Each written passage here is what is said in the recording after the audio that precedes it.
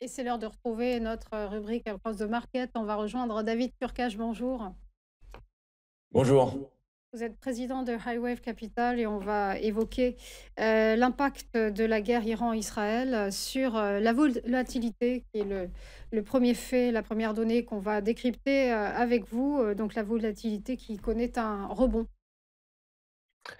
Oui, effectivement, la volatilité qui est un marqueur de l'incertitude et qui représente le coût, qui permet de se prémunir contre une certaine forme d'incertitude. Alors le graphique que vous avez sous les yeux représente la volatilité implicite, de l'indice SP500, l'indice des principales valeurs américaines depuis, mi-2023. Comme, j'aime à le dire maintenant sur ce plateau depuis quelques semaines, il y a une ère pré-Trump et une ère Trump.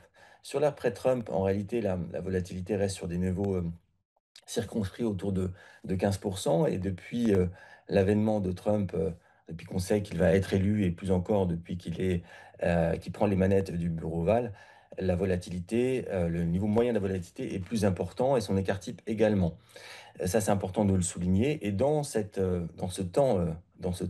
histoire, à plus court terme, effectivement, la confrontation entre Israël et l'Iran depuis maintenant quelques jours a fait rebondir la volatilité sur des niveaux un petit peu plus élevés qu'à l'habitude, aux alentours de 21.